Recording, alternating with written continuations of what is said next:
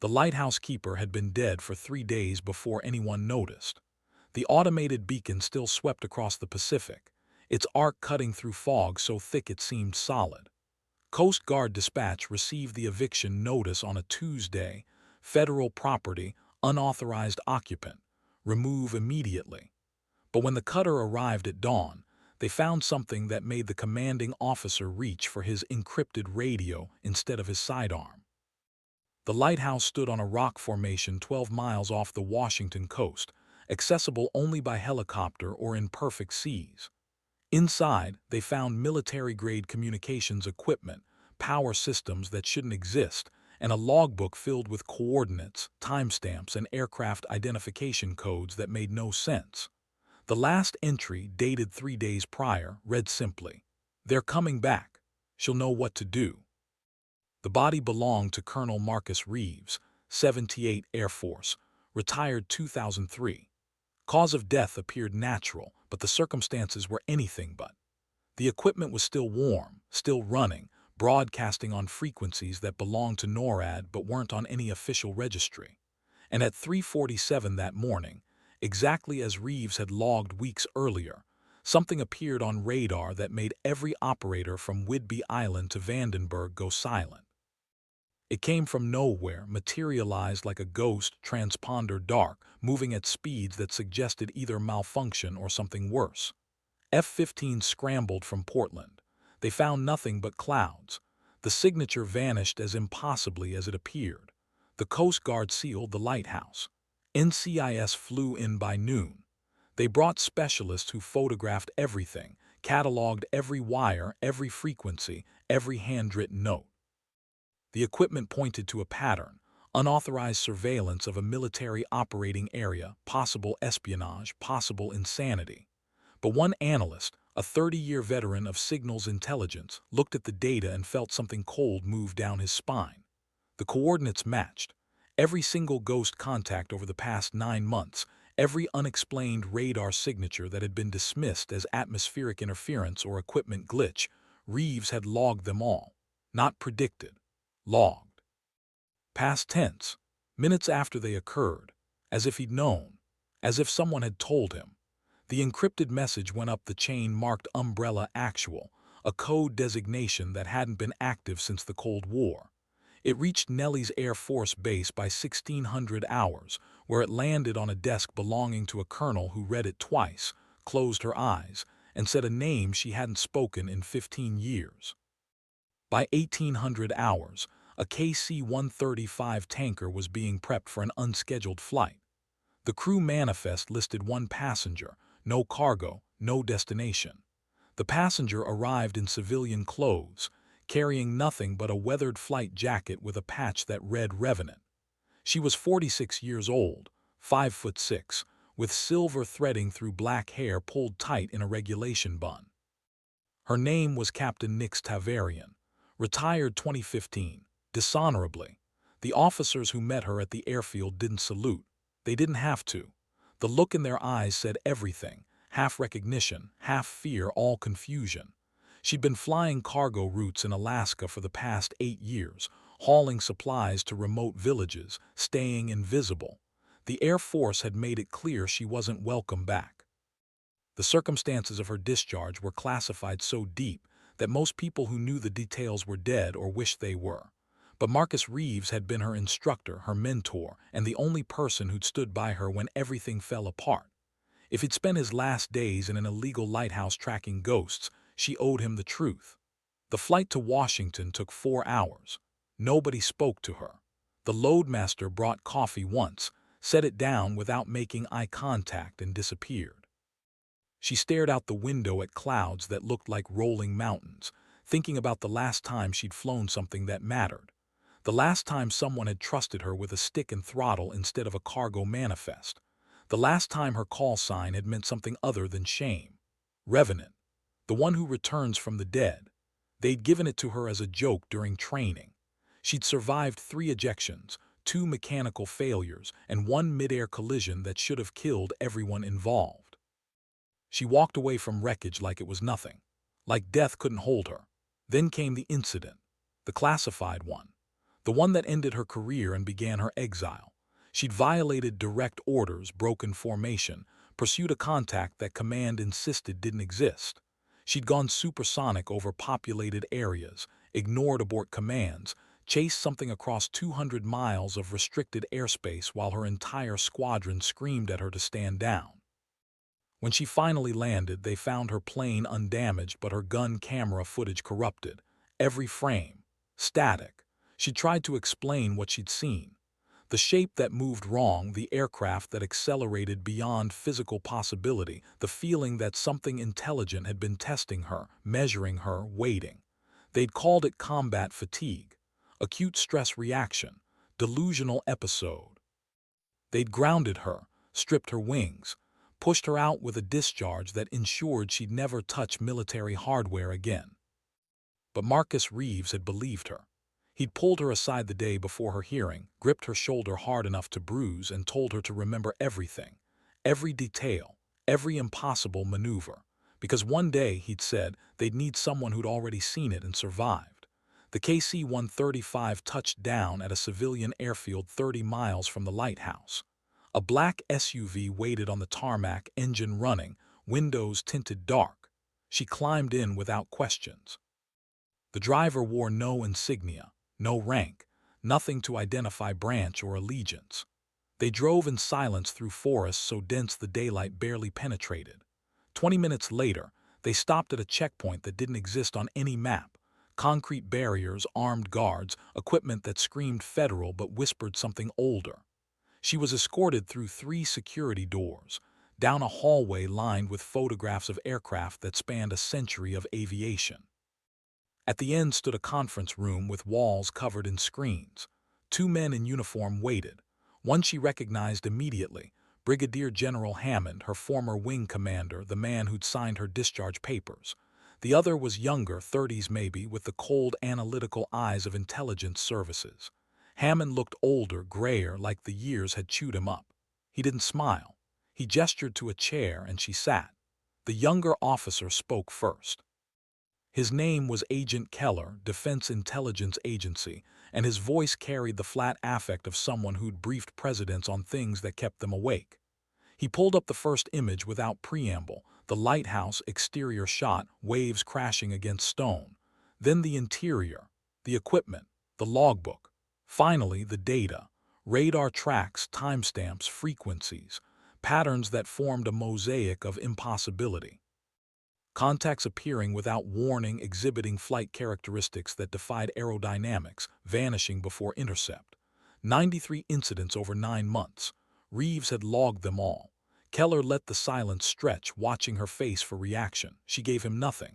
Hammond leaned forward, hands clasped, voice rough. Marcus died believing you were right, that what you saw 10 years ago was real, that it's been happening again, escalating, and we're not prepared. She met his eyes. You threw me out for saying that. We were wrong, Keller said simply, or we were right and the situation has changed. The screen shifted to new footage, gun camera recording from an F-15 dated 6 weeks prior. The pilot's voice crackled through speakers, calm and professional, calling out a radar contact at 50 miles. Closure rate impossible. 30 miles, 20. Visual range. The camera captured something that made Nix's breath catch. Shape wrong, edges too smooth, movement too fluid. The F-15 pilot tried to match speed, failed, called for backup. The object accelerated vertically, 0 to Mach 3 in seconds, and disappeared into cloud cover. The recording ended. We've had 17 similar encounters, Keller said, all over the Pacific Northwest, all exhibiting identical flight profiles. Our best pilots can't track them. Our systems can't lock them, and they're appearing with increasing frequency. Hammond's jaw tightened. Marcus spent the last year of his life monitoring military frequencies from that lighthouse. Somehow he predicted every appearance down to the minute. His notes suggest he was in communication with someone. We need to know who.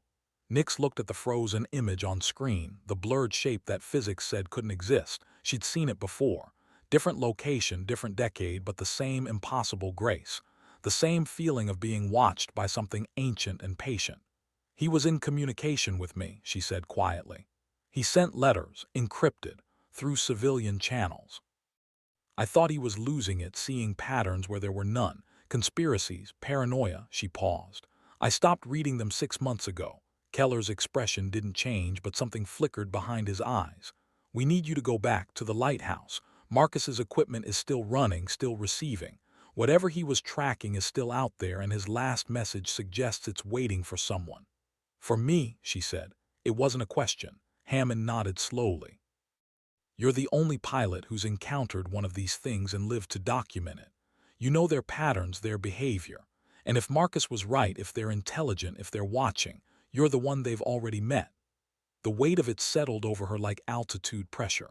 They were asking her to go back into the dark, to chase ghosts that had cost her everything the first time. But Marcus had believed, had spent his last days alone on a rock, tracking shadows, waiting for validation that would never come. She owed him more than doubt. What's the mission objective? Keller pulled up a new screen, satellite imagery of the Pacific, marked with coordinates and timestamps. Monitoring initially. Use Marcus's equipment to track the next appearance. We'll have a CAP standing by, 2 F-22s from the 90th Fighter Squadron. When the contact appears, you'll guide them in. Your job is observation and communication. And if they can't intercept, then we move to Phase 2. We put you back in a cockpit. The room went silent. Hammond's face was stone, but she saw the tension in his shoulders. The military didn't reinstate dishonorably discharged pilots. Not for anything, not ever, unless the alternative was worse. What airframe? She asked. F-22. We've modified one with enhanced sensor packages and recording equipment. If this goes to Phase 2, you'll have the best platform we've got. She almost laughed. They'd kicked her out for chasing ghosts, and now they wanted to give her a Raptor to do it officially. The irony was thick enough to choke on. I haven't flown a fighter in a decade. I'm rusty, out of practice, and I've got no current clearances. We'll handle the clearances, Keller said. As for practice, you've got 72 hours. There's a simulator on base. Prove you can still fly, and we'll talk about reinstatement. Hammond stood, signaling the end of the briefing. Marcus believed in you when nobody else did. He died trying to prove you weren't crazy. This is your chance to finish what you both started. She stood as well, meeting his gaze evenly. And if I prove him right, if these things are real, intelligent, and beyond our capability to counter, what then? Keller answered, voice cold and certain. Then we'll need someone they already know, someone they've already tested and let live, someone who can speak to them. Revenant, she thought, the one who returns. Maybe Marcus had understood her call sign better than she ever did. Not someone who survived death, someone death couldn't finish, someone who kept coming back until the truth finally surfaced. I'll need access to all of Marcus's research, everything he logged, every frequency, every note. Already arranged, Hammond said. You leave for the lighthouse at dawn. The helicopter ride out was worse than she remembered. The pilot kept the bird low, skimming wave tops, making her stomach lurch with every sudden drop. Salt spray coated the windows, and visibility dropped to nothing as they entered the fog bank that perpetually surrounded the rock. When the lighthouse emerged from the gray, it looked different than the photographs. Older, more isolated, like a monument to obsolete vigilance. They landed on a pad barely large enough for the skids, and she climbed out into wind that tried to shove her off the rock entirely. The pilot didn't cut the engine. He'd be back in 72 hours, weather permitting. If she needed extraction earlier, she'd have to swim. The door was unlocked. Inside, the air smelled of ozone and old coffee. Marcus's presence lingered in every corner, his jacket on a hook, his mug on the desk, his handwriting covering maps and charts that papered the walls. The equipment hummed with patient electricity, screens glowing softly, frequencies cycling automatically. She set her bag down and approached the main console. 3 monitors, 2 radios, 1 encryption box that looked like it belonged in a museum. Marcus had built this himself, scavenged parts from decommissioned bases and black market suppliers, creating a listening post that existed outside official channels. The logbook sat open to his final entry. She traced the words with one finger, feeling the indentation of his pen, the urgency in his script. They're coming back. She'll know what to do, but she didn't. She had no idea what he expected, what he'd prepared for, what he'd seen in those final days that convinced him this was real. She sat in his chair and began reading from the beginning. The log stretched back 18 months, starting with sporadic notes, unusual radar signatures, unexplained transmissions, patterns that suggested coordination. Then the frequency increased, weekly, daily, multiple times per day. Marcus had developed a classification system: Type Alpha for standard anomalous contacts, Type Bravo for those exhibiting intelligent behavior, Type Charlie for direct interaction. There were 47 Charlies logged. 47 times something had actively responded to observation, changed course in reaction to pursuit, demonstrated awareness of being tracked. The most recent entries included coordinates, times, and a note that made her blood run cold. They're teaching us their pattern. They want us to know when they'll appear. She cross-referenced the data with weather reports, military exercises, shipping lanes, anything that might explain the pattern. Nothing fit. The appearances were random geographically but precise temporally, exactly on the hour, never deviation, always in locations with clear sight lines to this lighthouse. As if they were performing for Marcus. As if they wanted him to see. The radio crackled suddenly, making her jump. Static, then a voice, calm and professional, calling out coordinates and requesting confirmation. She recognized the frequency: NORAD air defense, encrypted channel. She wasn't supposed to have access. Marcus had definitely broken more laws than she'd realized. She keyed the mic, improvising credentials, and confirmed receipt. The voice on the other end paused, clearly checking her authorization, then reluctantly acknowledged. They had a contact, intermittent, bearing 270 at 60 miles, altitude fluctuating. 2 F-22s were vectoring to intercept. She pulled up the tracking software Marcus had built and watched the data populate in real time. There. A signature so faint it barely registered, moving south along the coast at what appeared to be subsonic speed. The Raptors closed fast, calling out ranges, attempting radar lock. She listened to the pilots' voices, heard the frustration building as their systems refused to hold acquisition. The contact was there, solid on her screen, but invisible to the most advanced fighters in the American arsenal. Revenant Actual, this is Saber Lead. We have visual. Her heart stopped. The pilot's voice remained professional, but underneath she heard something else. Confusion. Awe. Revenant Actual, contact is. Jesus, it's not showing up right. Shape is wrong. It's like looking at something through water. Permission to close. She glanced at Marcus's notes, found the protocol he'd developed through months of observation. Saber Lead, maintain separation. Do not close within 5 miles. Observe only. Copy that, maintaining distance. A pause. It knows we're here, it looked at us. Banked toward us, held position for maybe 3 seconds, then continued on course. No hostile action, but definitely aware. The contact continued south, eventually fatting from tracking range. The F-22s returned to base with nothing but eyewitness testimony and sensor logs that would be classified and buried. She logged the encounter in Marcus's book, maintaining his format, adding her own observations. The pattern was unmistakable now. They appeared when someone was watching. They revealed themselves to those who looked carefully, who didn't dismiss the impossible out of hand. They were testing. The next 72 hours blurred together. She monitored frequencies, tracked 6 more contacts, guided 3 intercept attempts. Each time the same result: visual confirmation, sensor failure, no hostile action. The pilots grew frustrated, then fascinated, then frightened. Whatever these things were, they operated beyond human capability but within human awareness. They wanted to be seen but not caught. On the 3rd night, sitting in Marcus's chair, exhausted and wired on bad coffee, she finally understood. They weren't invading. They were waiting. Waiting for humanity to develop the capability to meet them on equal terms. Waiting for someone to stop shooting first and start listening. Marcus had figured it out. Had spent his last days trying to establish communication, broadcasting on frequencies that might bridge the gap between human technology and whatever the hell they were. He died reaching out, and they'd kept coming, kept appearing in his monitoring zone, as if acknowledging his effort. As if mourning. The helicopter returned at dawn, pulling her back to civilization, and the simulator waiting at Nellie's. She took one last look at the lighthouse, at Marcus's monument to impossible faith, and promised him silently that she'd finish what he started.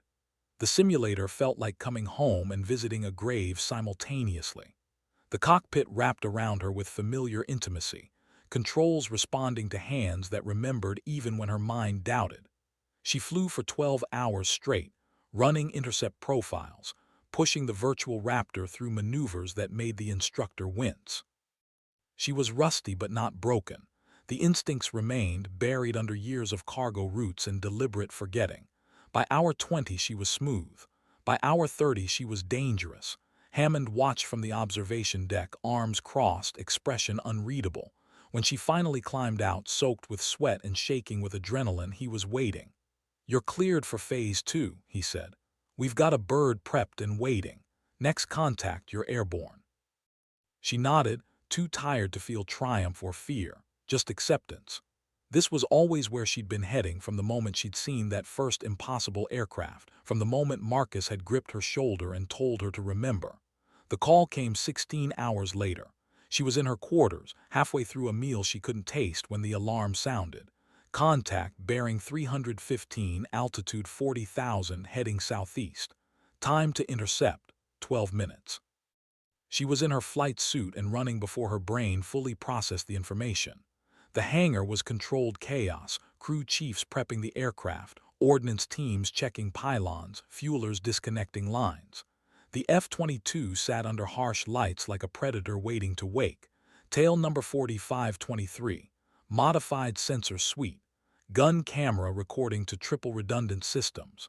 No weapons. They'd made that call over her objection. If this went wrong, she'd be flying a $250 million observation platform with no way to defend herself. But Keller had been firm. This wasn't about fighting. This was about understanding.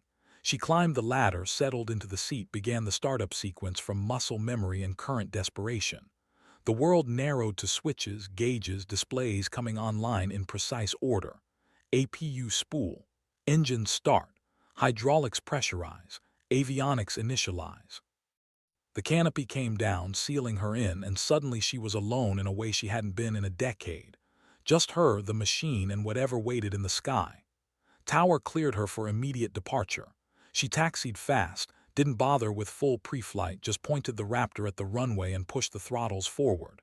The jet leaped, eager, hungry for altitude. Rotation speed in seconds. Gear up.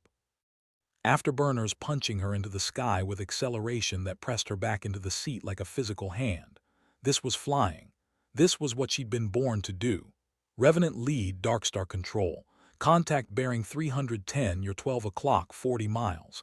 Altitude 35,000, speed 450 knots. Proceed with caution. She checked her displays, found the signature. It was there, faint but persistent, like a whisper at the edge of hearing. She nosed toward it, climbing, letting the Raptor's systems drink in every detail. 30 miles. Her radar pinged, trying to lock, failing. The contact continued straight and level, neither evading nor engaging. 20 miles. Her heart hammered against her ribs. This was it. The moment Marcus had prepared for, the moment that would prove them both visionaries or fools. 10 miles. Visual range. She stared ahead into empty sky, seeing nothing but blue and distant clouds. 5 miles. Darkstar control, Revenant lead, I have no visual on contact. Static. Then, copy that, Revenant. Contact remains on scope, you're 12 o'clock, 3 miles. She activated the gun camera, ensuring everything was recording. If she was about to hallucinate, at least it would be documented. 2 miles. And then she saw it. Not with her eyes, with her skin, her bones, some sense that existed beyond the normal 5. A pressure in the air, a distortion like heat shimmer but cold, a shape that her brain refused to process correctly. It was ahead of her, close enough that collision seemed imminent, but her instruments showed nothing. She keyed the radio, voice steady despite the adrenaline screaming through her veins. Darkstar control, I have visual on contact. Sort of, I need a minute to describe this. She kept her distance, matching speed, studying the thing that shouldn't exist. It wasn't a traditional aircraft. No wings she could identify, no visible engines, just a smooth elliptical shape that seemed to fold light around itself. It moved with impossible grace, as if inertia was optional, as if the laws of physics were suggestions it chose to follow out of politeness. And it was beautiful. Terrifyingly, impossibly beautiful. She circled slowly, giving the cameras every angle, documenting what would either validate her career or end it permanently. The object didn't react to her presence initially, just continued its course, patient and inevitable. Then, without warning, it turned toward her, not banked, not pitched, just oriented instantly, facing her across a mile of empty air. She felt it looking at her, felt intelligence behind that impossible shape, awareness vast and cold and utterly alien. Her hand moved to the throttle instinctively, ready to run, but she forced herself still. Marcus had reached out. She could do no less. She held position, held course, and waited. The object drifted closer, cutting the distance to half a mile, quarter mile, 1,000 feet. Her every instinct screamed to evade, but she maintained formation, showing no aggression, no fear, just presence. Acknowledgement. The radio erupted with voices, Darkstar Control demanding status, Hammond ordering her to break off, Keller insisting she maintain observation. She ignored them all. This moment existed outside their authority, outside rank and protocol. This was between her and whatever intelligence piloted that impossible craft. It held position for 5 seconds, 10, 20. Then, slowly, deliberately, it rolled. A complete barrel roll, perfectly executed, the kind of maneuver pilots used as greeting, as acknowledgement of another professional, as salute. She didn't think, just reacted. Rolled in response, matching the maneuver, completing the aerial greeting that transcended species and technology. For an instant they hung there together, two aircraft performing a ritual as old as flight itself. Then the object accelerated, not gradually, instantly. 0 to impossible in the space between heartbeats. It climbed vertically, disappeared into cloud cover at speeds that should have torn any physical structure apart, and vanished from every sensor on the continent. She held position, breathing hard, watching the empty sky where something incredible had just acknowledged her existence. The radio exploded back into priority, voices demanding explanation, but she took her time responding. Let them wait. Let them feel a fraction of what she just experienced. Finally, she keyed the mic. Darkstar Control, Revenant Lead. Contact has departed. I have approximately 12 minutes of close-range footage. Returning to base. Hammond's voice cut through the chatter, tight with something that might have been relief or might have been terror. Revenant Lead, confirmed contact, exhibited no hostile action. Confirmed, no hostile action. She paused, choosing words carefully. It saluted. The contact performed an aerial greeting and I responded in kind. Then it departed. Silence on the radio, long enough that she thought they'd lost connection. Then Keller's voice, quiet and measured. Revenant Lead, you are not to discuss this event with anyone except designated personnel. Upon landing, you'll be debriefed immediately.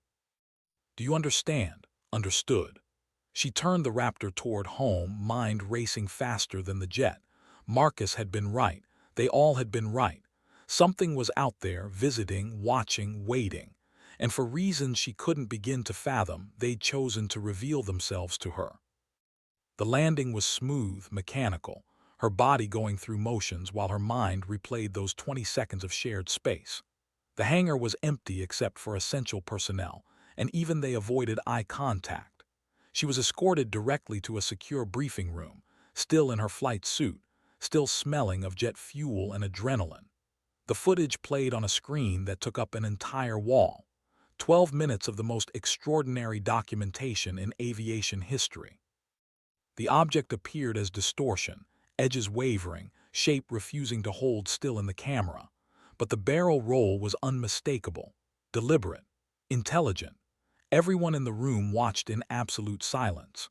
When it finished, Keller stood and addressed the assembled officers, brass from every branch, intelligence analysts, scientific advisors, people with credentials that suggested they'd spent careers preparing for exactly this moment. Ladies and gentlemen, what you've just witnessed is the first confirmed intelligent interaction between human and unknown aerial phenomena. Captain Tavarian's actions have opened a channel of communication we've sought for decades. The question now is, what do we do with it? A Rear Admiral Nix didn't recognize spoke up, voice hard with skepticism. We weaponize it. We study the technology, reverse engineer what we can, and develop countermeasures. We can't allow an unknown force to have aerial superiority over American airspace. With respect, sir, Nix heard herself say, that approach assumes hostility. Everything I observed suggests curiosity, not aggression. They're not invading, they're visiting, there's a difference. You're a pilot, not a strategist, the Admiral snapped. Your job is to fly and report. Analysis is above your pay grade. Hammond interceded before she could respond, voice carrying the weight of command and something else, maybe regret for all the years he dismissed her reports. Captain Tavarian is the only person in this room who's had direct contact. Twice. Her tactical assessment has value, Admiral. I suggest we listen. The debate raged for hours. Factions formed quickly, those who wanted aggressive study, those who advocated peaceful observation, those who insisted the whole thing was a hoax or mass delusion despite the evidence. Nick sat through it feeling like a specimen herself, examined and debated, her experience reduced to talking points and political maneuvering. Finally, Keller stood and brought the room to silence with pure authority. We're establishing a dedicated observation program. Code name, Revenant. Captain Tavarian will lead flight operations. We'll continue monitoring, continue contact protocols, and gather as much data as possible. No aggressive action without explicit authorization from the Joint Chiefs. This is first contact, people. We don't get a second chance to make this impression. The Admiral looked ready to argue, but a glance from a four-star general shut him down. Policy was being made in real time, and Nix found herself at the center, reinstated not just to flight status but to something approaching leadership. They gave her an office, a team, resources that would have seemed impossible a week ago. 3 pilots under her command, all experienced, all volunteers. A dedicated ground crew, priority access to any aircraft in the fleet. And Marcus's research, fully digitized, cross-referenced, integrated into a database that would become the foundation for understanding. She named her team after him, Reeves Flight. Small gesture, but it felt right. The old man had earned that much. Over the following weeks, contacts increased in frequency. The objects appeared in different locations, always within monitoring range of military installations, always during times when someone was watching. They didn't repeat the barrel roll, but they showed other signs of intelligence, matching speeds with aircraft, maintaining precise formations, executing maneuvers that demonstrated mastery of physics beyond human understanding. Nix flew intercepts 16 times. Each encounter felt like a conversation without words, a dialogue of motion and position, question and answer expressed in altitude and heading. She began to recognize patterns, almost like individual personalities. One object favored vertical climbs, another preferred low-altitude approaches. Some seemed playful, others serious. They were teaching her their language piece by piece, contact by contact. The pilots under her command were hand-picked: Lieutenant Kira Okonkwo, former Thunderbird precision incarnate; Captain James Frost Kowalski, test pilot, comfortable with experimental; and Lieutenant Michael Torres, youngest of the group but possessing spatial awareness that bordered on supernatural. They treated her with cautious respect, aware of her history, unsure whether her resurrection was redemption or desperation. She earned their trust through consistency, through calm in situations that should have induced panic, through tactical calls that kept them safe while maximizing observation. Frost was first to ask the question they all wondered. "Ma'am, do you think they're trying to tell us something specific, or is this just mutual recognition?" They were in the debriefing room, reviewing footage from that morning's contact. Nix considered the question carefully, aware that her answer would shape how they approached future encounters. "I think they're waiting for us to ask the right question. Everything they do feels like response, not initiative. They match our energy. When we approach aggressively, they withdraw. When we observe calmly, they linger. They're mirrors in a sense, showing us ourselves from outside." Kira leaned forward, dark eyes intense. "What happens when we figure out the right question?" Then we get an answer, and everything changes. The breakthrough came from an unexpected source. Tours, during a routine contact, noticed the object's movements weren't random.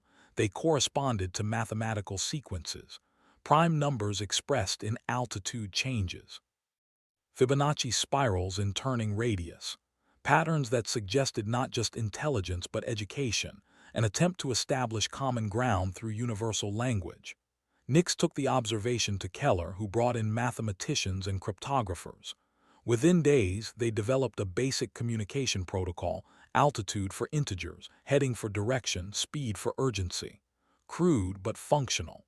The next time she intercepted a contact, she tried it. Climbed in prime number increments, 2,000 feet, 3,000, 5,000, 7,000. The object watched, then responded. Matched her pattern, extended it, 11,000, 13,000, confirmation, understanding. The radio went silent as Darkstar Control witnessed the first true exchange. She continued, spelled out simple concepts: peaceful by flying in expanding circles, question by oscillating altitude, origin by pointing toward deep space. The object responded each time, confirming understanding, elaborating with patterns that would take weeks to fully decode. But the foundation was laid. They were talking. Keller's voice came through, barely controlled excitement underneath professional calm. Revenant lead, we are recording all of this. Continue the exchange as long as the contact remains engaged. She flew for 40 minutes, the longest sustained interaction yet. They built vocabulary, established grammar, created the framework for real conversation. And then the object did something new. It transmitted, not radio, something else, a signal that every piece of equipment on her aircraft registered simultaneously. Visual displays, audio systems, even the environmental controls spiked as data flooded through channels that shouldn't have been connected. The message was complex, multi-layered, but one element was clear: coordinates, location, invitation. The object departed immediately after, accelerating away with its characteristic impossibility, leaving her alone with the most important question humanity had ever faced. Do we accept? The coordinates pointed to the middle of the Pacific, 500 miles from any landmass, a location with no strategic value, no resources, no reason for anyone to go there, except it was where they wanted to meet. The debate this time was shorter but more intense. Going to the coordinates meant commitment, meant accepting that this was real and permanent and would change everything about humanity's place in the universe. Refusing meant staying safe, small, afraid. The decision went to the president. Nix wasn't in that meeting, didn't have the clearance or the political weight. But she knew what Marcus would have said: take the chance, reach out, risk the unknown for possibility of understanding. The answer came back 18 hours later: proceed, prepare for contact. Establish protocols for peaceful exchange. And almost as afterthought, Captain Tavarian will lead the mission. They gave her a week to prepare. 1 week to assemble a team, plan for every contingency, prepare humanity's first deliberate meeting with non-human intelligence. She chose her pilots, Frost, Kira, Tors. Chose a support crew, medical personnel, scientists who could think on their feet.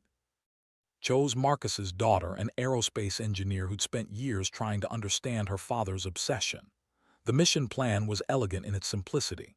For F-22s would fly to the coordinates in close formation. They'd orbit the location, transmitting the mathematical greeting, and wait. No weapons hot, no aggressive posture, just presence and willingness to engage. If the objects appeared, they'd attempt sustained communication. If nothing happened, they'd return and try again later. But everyone knew something would happen. The objects had invited them, they'd be there. The night before launch, Nick stood on the flight line, staring at the Raptors lined up in perfect order. Frost joined her, hands in pockets, expression thoughtful. "You scared, ma'am?" "Terrified," she admitted. "But more terrified of not going, of letting fear make us small." Marcus would be proud. "What you've done, what you've proven." He died knowing he was right. Not everyone gets that. She nodded, throat tight. "He died alone, tracking ghosts, branded a conspiracy theorist. I'm just finishing what he started, making sure his last days meant something." "They meant everything," Frost said quietly. He kept the faith when everyone else abandoned it, kept watching when it would have been easier to look away. That's courage, ma'am. That's what we're honoring tomorrow. They stood in comfortable silence, two pilots on the edge of history, trying to find words for something that transcended language. The stars overhead were sharp and clear, countless points of light representing possibilities humanity was only beginning to comprehend. Somewhere up there, something was waiting, something that had traveled unimaginable distances to stand at the edge of human awareness and wait for recognition. Something patient enough to